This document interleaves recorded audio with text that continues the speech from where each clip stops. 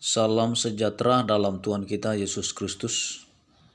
Pada kesempatan ini saya akan berbicara kepada kita sekalian mengenai mengajar dengan kuasa. Sekali lagi saya ulang, mengajar dengan kuasa yang terdapat di dalam Markus pasalnya yang ke-1 ayatnya yang ke-21 sampai ayat yang ke-28, dan juga di dalam Lukas pasal yang ke-4 ayat yang ke-31 sampai ayat yang ke-37.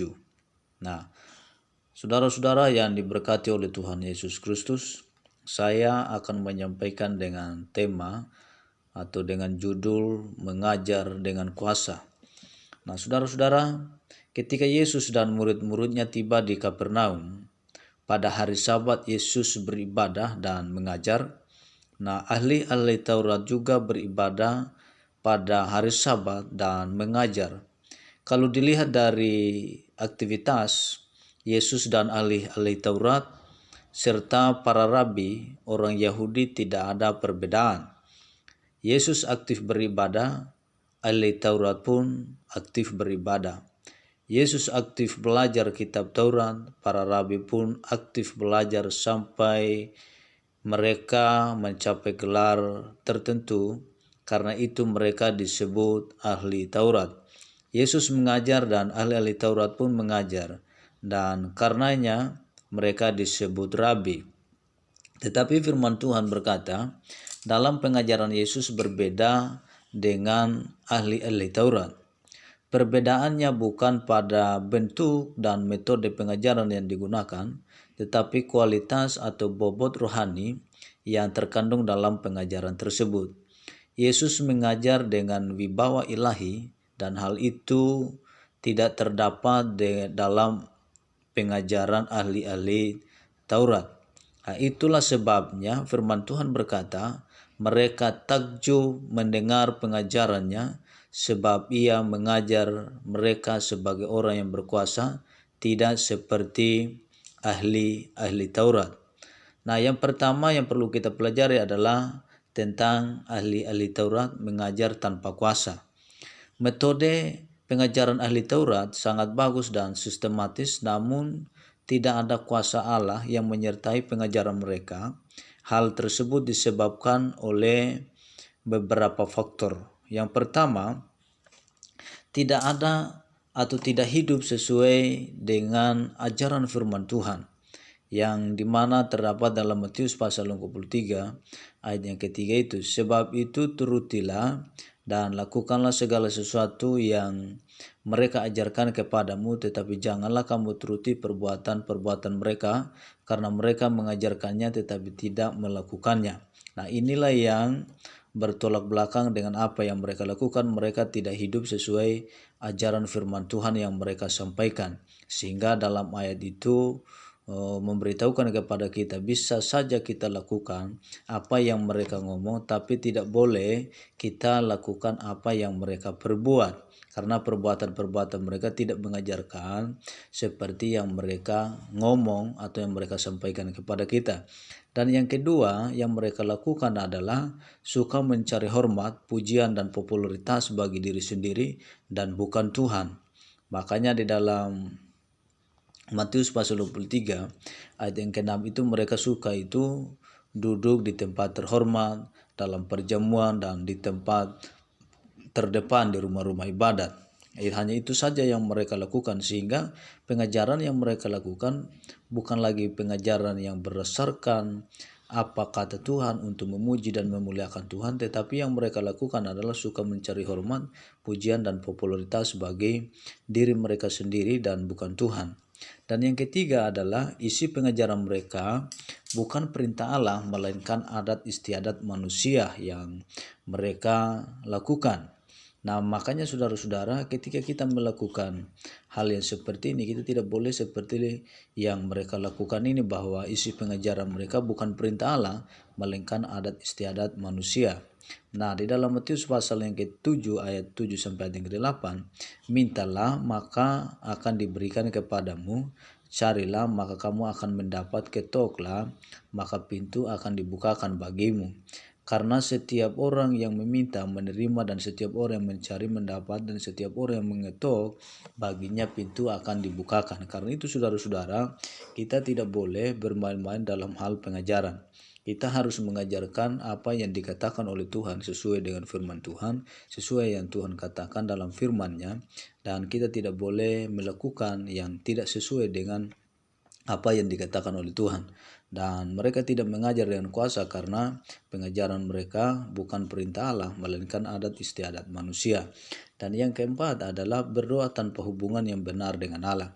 Mereka bisa berdoa karena mereka hafal, mereka bisa berdoa karena terbiasa, tetapi bukan berdoa karena ada hubungan yang benar dengan Tuhan, hubungan intim dengan Tuhan. Nah, saudara-saudara, mereka berdoa tanpa hubungan yang benar dengan Allah. Di dalam Matius pasal yang ke-23 ayat yang ke-14, di situ memberitahukan kepada kita bahwa celakalah kamu, hai ahli-ahli Taurat dan orang-orang Farisi, hai kamu orang-orang munafik, sebab kamu menelan rumah janda-janda, sedangkan kamu mengelabui mata orang dengan doa yang panjang-panjang. Sebab itu kamu pasti akan menerima hukuman yang lebih berat. Nah, saudara-saudara, mereka hanya menutupi dengan doa-doa yang seperti itu yang panjang, sehingga mereka bisa disebut oleh orang bahwa mereka orang hebat, orang yang bisa berdoa dan lain sebagainya. Padahal doa yang mereka panjatkan adalah doa yang hanya ingin mencari pujian daripada orang tanpa mereka memiliki hubungan yang benar dengan Tuhan.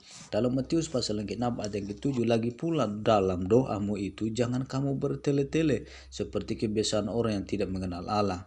Mereka menyangka bahwa karena banyaknya kata-kata doanya akan dikabulkan. Nah, saudara-saudara yang diberkati Tuhan, jadi ketika kita tidak memiliki hubungan intim dengan Tuhan, meskipun panjang doa yang saudara sampaikan, atau mungkin kata-katanya sangat teratur karena kita orang belajar, karena kita orang berpendidikan, tetapi yang Tuhan lihat adalah hubungan kita dengan Tuhan itu bagaimana dalam doa itu. Apakah hanya sekedar kita berdoa supaya orang ingin melihatnya sehingga kita bertele-tele dan berdoa dengan memakai kata yang sungguh luar biasa ketika manusia mendengarnya, tetapi Tuhan muak dengan doa itu karena tidak memiliki hubungan yang benar dengan Tuhan. Dan selanjutnya yang kelima adalah mengajar dengan mengandalkan kekuatan dan hikmat manusia dan kekuatan dan hikmat Allah. Nah, saudara-saudara yang diberkati oleh Yesus Kristus, mereka mengajar dengan mengandalkan kekuatan dan hikmat manusia dan bukan dengan kekuatan dan hikmat daripada Allah. Nah, berdasarkan dalam 1 Korintus pasal yang ke-1 ayat 19 sampai yang ke-20, karena ada tertulis, aku akan membinasakan hikmat orang-orang berhikmat dan kearifan orang-orang bijaksana akan kulenyapkan. Di manakah orang yang berhikmat? Di manakah ahli Taurat? Di manakah pembantahan dari dunia ini? Bukankah Allah telah membuat hikmat dunia ini menjadi kebodohan? Nah, saudara-saudara ini berkati oleh Yesus Kristus, jadi mereka mengajar dengan mengandalkan kekuatan dan hikmat mereka saja semata dan tanpa melibatkan kekuatan dan hikmat Allah di dalam semua pengajaran yang mereka ajarkan, sehingga tidak menghadirkan kuasa Allah dalam pengajaran mereka. Saudara-saudara yang diberkati oleh Tuhan Yesus Kristus, dan hikmat manusia itu sesuai dengan firman Tuhan yang baru saja saya sampaikan kepada kita sekalian, bahwa Allah itu bisa membuat hikmat dunia ini menjadi kebodohan. Saudara-saudara yang diberkati Tuhan, karena itu kita tidak boleh terlalu bangga dengan kepandaian kita sekarang ini tanpa kita melibatkan Tuhan di dalam hidup ini. Mungkin engkau dikenal oleh orang bahwa engkau orang pintar, kau orang bisa ini bisa itu karena kau punya pendidikan tinggi, tetapi saya ingin sampaikan kepada kita bahwa semua itu akan sia-sia dan akan menjadi bodoh, karena Tuhan akan membuat semua itu menjadi bodoh. Kenapa? Karena kita tidak mengandalkan Tuhan.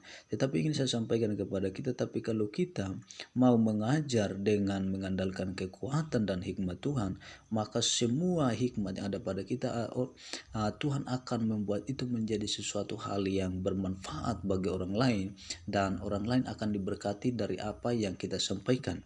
Dan yang keenam, saudara-saudara, hidup dalam kemunafikan.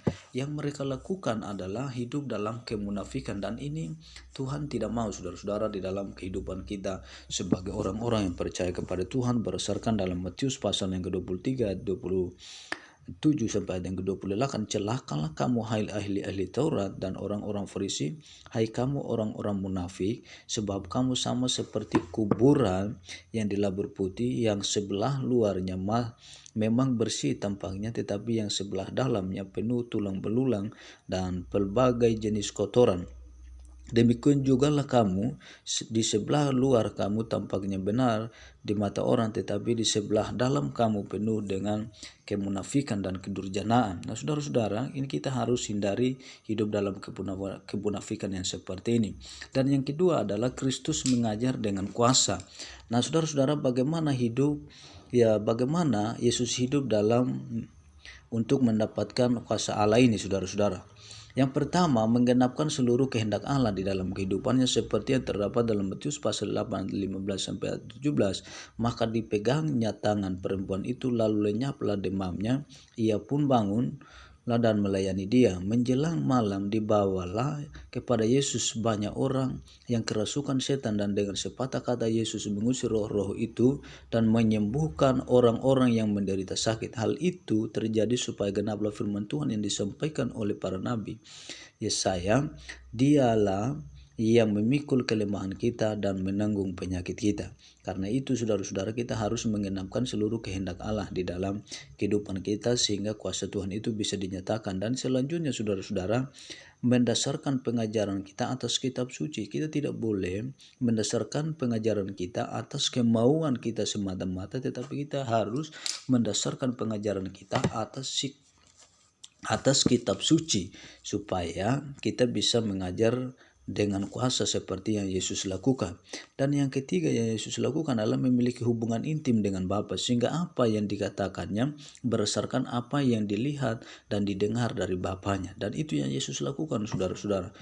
Maka Yesus menjawab mereka, katanya, aku akan berkata kepadamu, sesungguhnya anak tidak dapat mengerjakan sesuatu dari dirinya sendiri jikalau tidak ia melihat Bapa mengerjakannya. Sebab apa yang dikerjakan Bapa, itu juga yang dikerjakan anak. Sebab Bapa mengasihi anak dan ia menunjukkan kepadanya segala sesuatu yang telah dikerjakannya sendiri.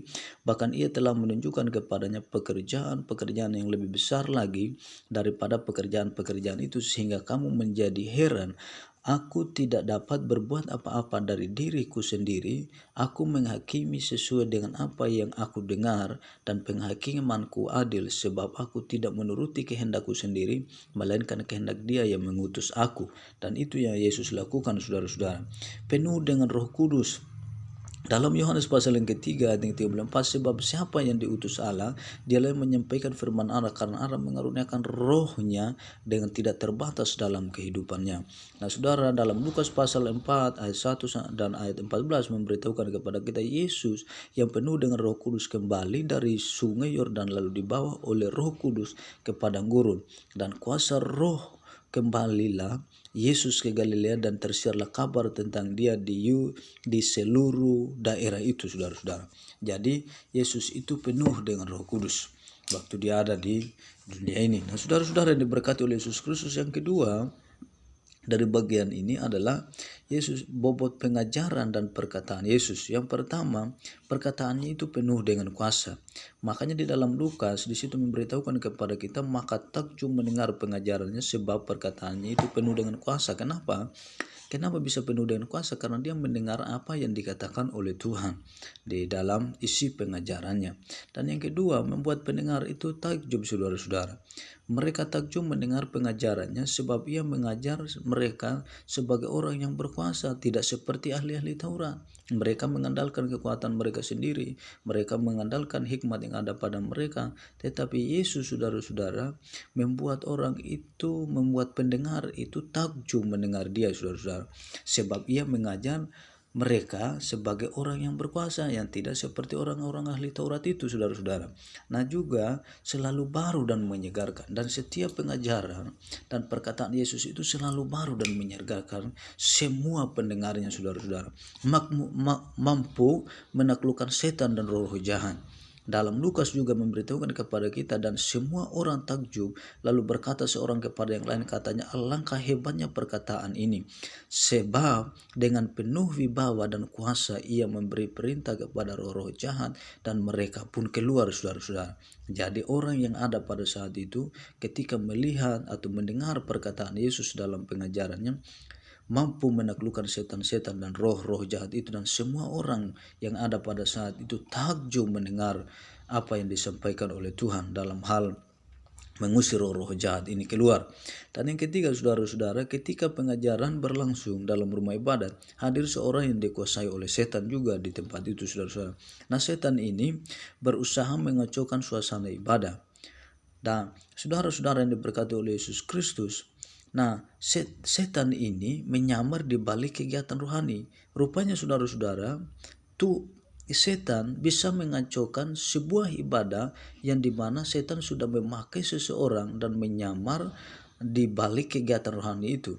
Nah, ketika Tuhan Yesus mendengar ini, saudara-saudara, setan diusir keluar dengan kuasa dan perkataan yang keluar dari mulut Yesus. Nah, inilah saudara-saudara yang diberkati oleh Tuhan ketika kita ada dalam kondisi yang seperti ini dan kita mengajar dengan penuh dengan kuasa, maka kita bisa mengusir setan-setan yang ada di rumah ibadat, yang menyamar ada di dalam sebuah rumah ibadat atau dimanapun kita berada. Kita bisa mengusirnya ketika kita memiliki hubungan yang intim, hubungan yang benar dengan Tuhan kita Yesus Kristus sebagai penguasa tunggal di dalam kehidupan kita sekalian. Jadi sekali lagi saya tekankan kepada kita, mari kita mengajar dengan mengandalkan Tuhan, jangan hanya mengandalkan dengan kekuatan diri kita sendiri, sebab kita sangat-sangat terbatas adanya. Karena itu mari kita meminta hikmat dari Tuhan dan juga meminta kekuatan dari Tuhan, sehingga apa yang kita sampaikan diberkati oleh Tuhan, dan Tuhan bekerja dan memberkati setiap orang yang mendengarnya. Dan semoga dari apa yang saya sampaikan kepada kita malam hari ini, biarlah ini menjadi berkat bagi kita sekalian, sehingga dalam pengajaran kita harus mengajarkan dan melibatkan Tuhan di dalam pengajaran yang kita ajarkan kepada orang lain, sehingga orang yang mendengarnya pun diberkati oleh Tuhan dan hidup mereka diubahkan oleh Tuhan untuk menjadi sama seperti Yesus Kristus Tuhan yang kita sembah, yang kita puji di dalam nama Tuhan Yesus Kristus. Mungkin ini saja yang bisa saya sampaikan kepada kita. Tuhan Yesus memberkati kita sekalian. Shalom.